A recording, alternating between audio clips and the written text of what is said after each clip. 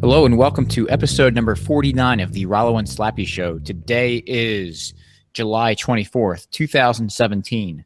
I am Rollo McFlugel, and with me is Slappy Jones 2. We are both at McFlugel.com. The show notes page for this week's episode is McFlugel.com/49. And I'm going to pass it right over to Slappy, and he's going to introduce our topic for this episode. Hey, Rollo, thank you. And thank you, everyone, for listening today. Today we're going to talk about a video that was released last week out on the internet from an incident in Southern California that actually happened on June 7th. There was a whole bunch of people in traffic. There was a high school graduation, and there were several vendors selling things. One in particular was Juanita Mendez-Medrano. She was selling flowers, bouquet flowers and Hawaiian leis in traffic. Well, these people did not have permission from the state to be there. So the police came in, gave citations to several people, but Juanita refused to cooperate with the officer. There's a video of what happened. It's pretty ugly. He grabs her by the hair, spins her around, throws her on the ground, gets her hands behind her back. The whole time she's saying, I'm just trying to earn a living. I'm just trying to make money. Why don't you go after the gangs? And his buddy comes over, and eventually they get her tied up and take her away. And it's pretty disturbing to watch. This is a 52-year-old woman selling flowers. Even if she was resisting, is the force necessary? I think if you took away the badge and any other human being did that in any other conceivable situation, I mean, unless she had a gun pointed at the guy, I can't really, maybe you can come up with a scenario, Rollo, but it's disgusting. And that guy is a total coward. But it brings us on to other topics. And so, Rollo, first of all, what did you think of the video? Did you agree with me that it's kind of disturbing to see a guy throw a 52-year-old woman on the floor like that? Yeah, it absolutely was. And I know people are going to say, oh, you shouldn't break the law, and they're just doing their job. But for selling flowers, and they also, the police, and we have the article, one of the articles linked about this, and the police say, quote, unlike the other vendors, Miss Mendez-Medrano refused to cooperate as necessary to allow our officer to issue her a citation. She refused to provide her name and attempted to walk away. Our officer repeatedly told Miss Mendez-Medrano why she was being detained, and that she could not go without being issued a citation, end quote. It's okay, but what is the point of issuing a citation for that? And one of the excuses they say too is, well, that she was causing a traffic issue and a safety issue in traffic. She's walking out on the road. Well, one, there was an eyewitness that said that none of the vendors were really going out on the road, and two, street vendors walk out on the road all the time. I was just going to say, anyone who's ever been in a city has seen street vendors, right, selling all sorts of stuff. I see it when I lived where I live now. My commute involved waiting at some traffic lights in the city where people would walk out and either wash your windows, or another guy would sell flowers. There's even a guy selling turtles one time. Yeah. And they walk out in the street across it, and they realize that they're in an intersection, so they're careful. And I'm sure they're not licensed, but Which is funny, too. In the quote you read, it said she started walking away. Well, then the threat's over. Who cares? The lady who was so maliciously selling flowers decided to leave. Let her go. Is it really worth taking her down? Is your pride hurt? I mean, what is it? What is it at that point? Why do you continue to go after the threat and take it down? I understand we have laws and they're just doing their job. But, well, we could go a couple directions here and talk about the authority, because, like I said earlier, if there's any other person other than someone with a badge, this is disgusting, and that guy is an awful person. Yet people will defend him. But could you imagine someone saying, well, the rules of my house are that my wife cooks dinner, and she agreed when she married me to cook dinner, and she didn't cook dinner tonight, so I tackled her, threw her on the ground, and tied her up. No one would be like, oh, yeah, well, that's the rules. I mean, that's what you do. And the crazy part is that person who in his own home would have more legitimate authority than the police officer does. Yet no one would say that's acceptable. but we bend over backwards for these people. Yeah, there's no sort of moral or ethical justification, overarching principle to say that, well, you need a license to be able to sell flowers. Like there's an overarching moral principle that you don't kill someone or you don't steal their stuff. So it's kind of an arbitrary rule. And it's, you know, just to give another example, it'd be like me saying, hey, anyone who wears a blue shirt today, they got to pay me $5. And then I see someone wearing a blue shirt and he refuses to pay me $5, and I chase after him, tackle him, and beat him up and everything. And I would be a criminal. It would be insane. People would say, well, what authority? Why do you get to make that rule? And no one would. People would laugh at me.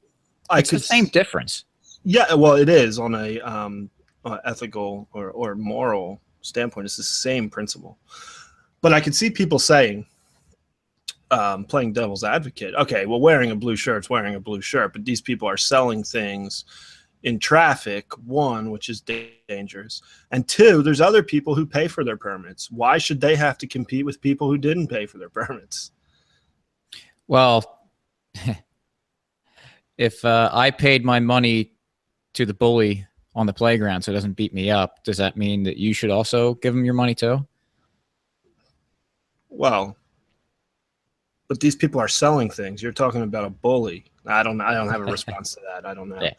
But let's go with the idea of, I mean, because really why the cop went after her wasn't because she was a Hispanic lady and he doesn't like Hispanics. He went after her because there's a law on the books that says you have to be licensed in order to sell. You need permission from the local government to sell something on the street. Don't you think licensing is a good thing? Don't you think we should, you as a consumer, should be confident that the person you're buying something is legitimate? Sure. I agree with that, but we don't need the state to do that for us. And when the state claims monopoly on that, then or claims that they have the authority to, you know, take money from or otherwise harm someone who refuses to get one of their licenses, that's not just. It'd be the same difference as a private entity claiming that anyone who wants to sell item X has to get the license from them. So, well, one, I get it. There's, say you're buying a car and you want to make sure that the engine runs well, that it's not just going to conk out on you after you know, a few days or a few miles. Well, there's consumer protection groups that look at cars, they test them out for you, and they give you a rating on it. I think was it JD Powers and Associates is one of the rating. I think they do general consumer products. They do a ton of stuff. Yep. And car companies advertise when they win those awards. Look at when you go to the food store and see all the labels on something you want to buy. Like I know organic and non-GMO things are popular. So there's companies out there that go through and audit and say whether or not that the food you're eating is actually organic or non-GMO. And I know that the government does that too, but you look at their definitions for things and they're not exactly ones you want to trust on that. But the private groups that do that, they do a pretty good job. And there is absolutely demand from consumers to make sure that they're buying what they expect they're buying or getting a quality that they expect to get for the price. I think it's different for different industries. I think it's especially different for someone standing on the side of the road selling flowers. I don't know exactly what you would expect to be wrong with the flowers. I think most flowers, you should be able to just look at them and understand exactly what you're getting, unless someone decided to, you know, lace them with some sort of horrible chemical that's going to kill you. But I don't think most of those people exist. And so it's kind of I don't think those people really, that doesn't ever happen. It's an extremely rare case that someone just decides that they want to just poison a bunch of people, which is normally the response you get from people. What if someone wants to kill everyone? Well, why would someone want to do that? And if they did, they're not going to be in business very long. Right. I mean, most, like I said, I'm in sales, and we always learn, and it's true. It's much more expensive to get a new customer than keep an existing customer. So most businesses tend, even if you think they are totally soulless and only care about money, it still makes more sense for them to keep their existing customers instead of killing them. Crazy concept, isn't it? That right. It's not good for business to be killing people. Right. But harming them. The other thing I think about licensing just in general, in my business, I have to be licensed by the state. I work in the insurance business. I took my license exam probably 10 years ago. Forget how much money it cost me. I had to take certain courses. I had to take a preliminary test, and I had to take the test. And probably 90% of what's on the test I had never run into in my entire career. We have to renew our license every 2 years, and in the interim, you have to take certain CE credits, they call them, continuing education credits. Well, typically what I do is go on the website and find a course on whatever topic I already do all the time anyway, so that I don't have to take the course. I just have to pass the test. And that counts for my credits. And so it still costs money to renew the license every year, even though I pass the test, continue to be in the business, obviously know what I'm doing. It kind of seems like it's just a way for them to make money, them being the state. When I first had to renew my license, I didn't realize that you have to send in an application and pay a little fee to renew it. So I had all my continuing education credits completed, but I never sent in the app. Then I got something in the mail saying that my license is expired. So of course I panicked. And of course, this should shock you, to reinstate your license costs a lot more than to renew it. So, I had to pay a little extra that year. But the point in that is, had I never gotten licensed, had I just gone to work, I would learn this stuff. I do it every day. I know it very well. I would be just as good if I'm not licensed. So what does licensing really do? Another story from my business, it was a company I started working for when I first got out of college. They kind of started the life settlement industry. If you don't know what it is and you're interested, look it up. I'm not going to go into explaining it, but they were really the first ones, and they had a huge market share. I left the company after about a year, and was reading the paper and saw an article that the CEO of my former company was lobbying Congress for stricter regulations in his industry. And this just kind of blew my mind at the time. I'm thinking, wait, government and regulations and business are enemies. Why is this guy, who's the big player in the market, lobbying for legislation and out in the newspaper saying we need more legislation, we need to regulate these life settlement companies? Why? Because he made it. He has his big market share. And by putting these regulations in, you get to keep the competition out. And you see this all the time. For this podcast episode, I went online and Googled the cosmetology laws in Pennsylvania, because I know there's some crazy laws. If you want to be a hairdresser, you need a certain amount of education and pass these tests and, of course, pay all these fees, and it takes years. And it's very stressful for these people who go through that to be good enough to do hair, like good enough in quotes, to prove that you can cut hair. You have to do all these state-required courses and tests. And the laws were 26 pages of a PDF.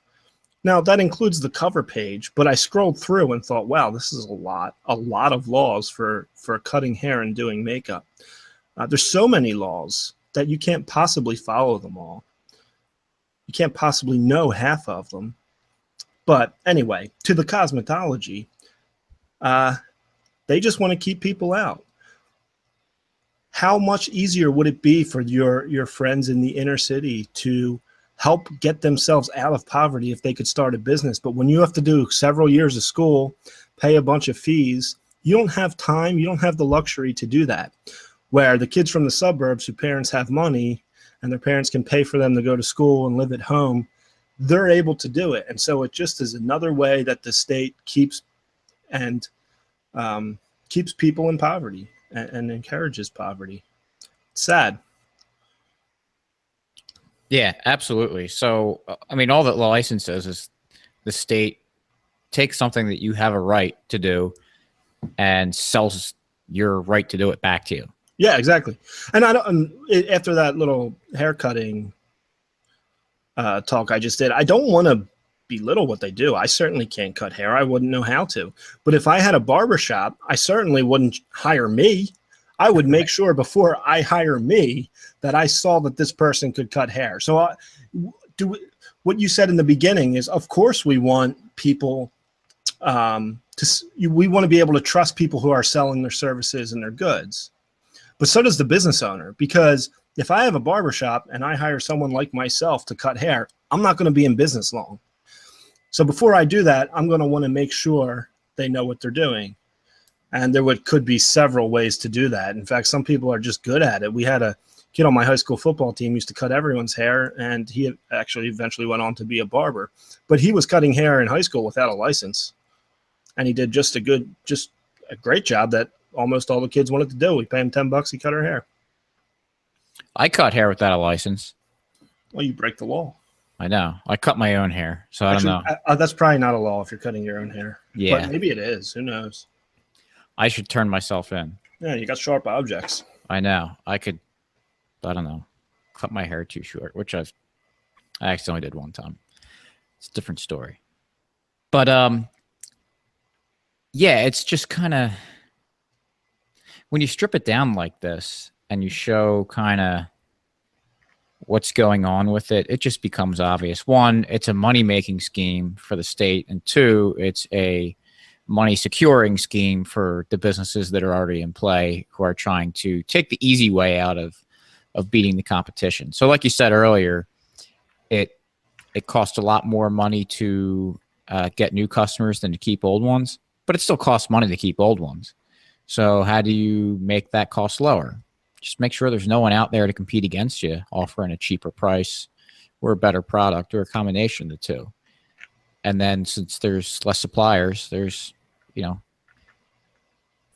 more people are going to have to come to you for buying your product or service. The other thing about the history of licensing laws in the United States, it's very rare that it's from the public saying, we need to regulate these people. It usually comes from the industry, like that story I told about the life settlement industry. It usually comes from them. It's usually not the people saying, we need more government involved. I think the one notable exception to that would be when the SEC was formed. I think people were really, the SEC being the Security and Exchange Commission after the Great Depression, but it's very rare. Yeah, I mean, and they did a good job too, especially how they wonderful job. We haven't had any Bernie financial Madoff. Yeah, but they didn't investigate him a couple times though, right? Yeah, after a private actor. Yeah, they didn't have to figured it. And anyone who was in that world where there was actually a lot of regular middle-class people who had their money invested in Bernie Madoff through different funds. But if you were in that world where you had big money, to what was his name, Markopoulos up in Boston? I think so. He figured it out. He figured it out that if Bernie Madoff was responsible for all the trades that day, he couldn't have possibly had the returns. He reported it to the SEC. The SEC investigated and found nothing. If anyone listened to him, now I'm sure that many people said, "Oh, he's just jealous because he can't get the returns that Bernie gets." Yeah. But the government didn't stop him. The private market did, and had you taken that, didn't stop him, but figured it out, and had you taken his advice and got your money into Markopoulos's fund instead of Madoff's fund, you would have survived. Yeah, and it's not just, I know people are going to say, well, you just cherry picking the financial regulation and licensing is a lot different than, selling flowers, and you're just cherry picking a bad example of licensing. Well, you brought up the hairdressing thing, and also it's kind of routine now that you hear stories of the police breaking up little girls selling lemonade on the side of the road because they don't have a food vending license. Recently, I mean, it's just absurd. Which even in those stories, sometimes there's local restaurants that are the ones pushing it and report it because it's actually cutting into their business, apparently. Where if a couple of 10-year-old girls are cutting into your business significantly, maybe it's time to look in the mirror and maybe get a little bit better. I don't know. What's next? Licensing for selling tractors? There probably already is. Probably. I probably broke that law too. Yeah, it probably says licensed tractor dealer. Yeah. Well, actually, you bring that up. I mean, licensed dealers, that's something that happens organically a lot of times because a company wants to make sure that their product's getting sold correctly. And my first job, telling a story of my first job, we sold some industrial equipment and we were the licensed vendor for the region. If you wanted to buy this certain line of product, it was like Cyclass equipment, you had to go through my company. Well, was that a state granted license? No. Was it from the company? That was from the company, the manufacturer. Yeah, so because they wanted to make sure that the people selling their product knew what the heck they were talking about with it. Yeah, as I said, licensed tractor dealer, as I was saying it, I just realized, well, the fact that people advertise that they're licensed, whether it's private licensing or state licensing, shows that the dealers, the sellers, want to show their customers that they're legitimate. Right. The same thing there's so much licensing in my industry. We have to get state licensed, and then you're licensed by the companies you sell to. They check your background, your history, make sure if you're going to represent their company to your clients that you're not going to make them look bad. That's important to them. And then there's other private, you can earn designations. I'm in the process of getting one now so I can add some initials after my name on my business card. What does that do? I don't know. Probably not a whole lot in terms of knowledge I gain, although there are some interesting courses. But what it does is send a signal out to people in the market that I'm dedicated to the industry, that I took 8 courses, I passed all the tests, I plan on being here. The fact that I put out that money voluntarily shows that I want to be there. Whereas when you have state required licenses, you don't know who that guy is or what he's doing. You're required to have a license just to be in the business. So yeah, I guess there is some initiative there. But certainly just having a life insurance license wouldn't be as strong as having your CLU, because everyone in the game has to have a state license. Not everyone has to have a CLU, but if you go out and earn that, it gives a signal that you're dedicated to. Exactly. So then couldn't anyone just print up a business card with those initials after it? Yeah, except when you go to the organization that grants that license and says, hey, I want to look up this person. They say, they're not part of in our records. And you say, yeah, someone's committing fraud against you. Exactly. So it's So bottom line is, what we're saying is licensing laws we disagree with. We think the market should be able to handle it. The market would be able to handle it. The evidence we cited was people advertising that they are licensed because they want to show their consumers that they're legitimate, that they're respected by the company for the products they sell. It also keeps people out of the market. It keeps competition down. It prevents people from low-income neighborhoods, low-income families from even getting into the business they want to get into. And so it does, in my opinion, and I think the facts bear it out, more harm than good to have government licenses. Right. And just to reiterate, we say we're against licensing laws. It does not mean that we're against licensing. No, not at all. Just like anything else, we don't want the state. We don't want it forced. Right. And that should be up to you. So people would say, oh, you don't want doctors to be licensed. Well, would you go to a doctor who doesn't have a track record of doesn't have a medical degree? You know, that's in one way. I guess it's required by law to have a medical degree, but I'm sure that would happen in a private market. Someone wouldn't just get a scalpel and start slicing someone up and pretending they know what they're doing. They would be charged with murder. Right. Or like getting hair plugs. Unlicensed, so big savings. I mean, the fact that it's so cheap should send signals to you. Yeah, and that's a look, if you want to go, I mean, think of a barbershop, right? The story I just told, a kid in high school on the football team cutting people's hair for $10. We all went to him to get our hair cut because it was cheaper than going to wherever else we would go to get our hair cut. Plus, it was convenient. So he was willing to charge less money to get the experience he needed to get to where he had to be. And that's a risk we took. Everyone knew if he didn't do a good job, well, he's just a guy. He's just our friend in high school. I mean, that was kind of a risk we took. But then after you saw his work on other people, we eventually went there and trusted him.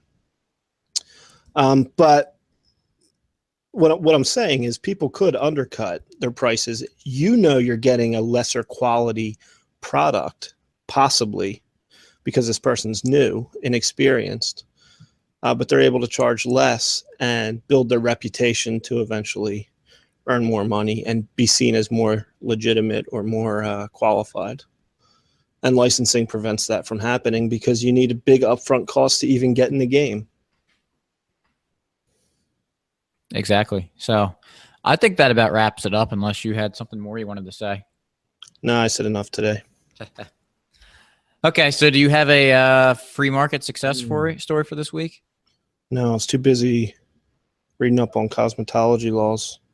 Well, I kind of thought of something because I actually forgot to think about it today. Yeah, so did I. I just remembered right now. But as you were going on one of your, I don't know, 45-minute long rants about your job. That was not a rant. That was a soliloquy. Oh, okay. Is that what they're called? Monologue? Monologue. We'll go with that. Oh, yeah, because I don't actually know exactly what a soliloquy is. Okay. I know Shakespeare had them. But yeah, I think I just had one. Good. So some news came out today, and this is kind of maybe a different free market success story because it hasn't actually happened yet. I'm making a prediction. So it came out today or yesterday, one of these past few days, that Microsoft is ending Paint, that program. What? Yep. So I assume that they're just no longer going to be adding it to their packages on Windows. So, and your reaction is basically the reaction that everyone else had.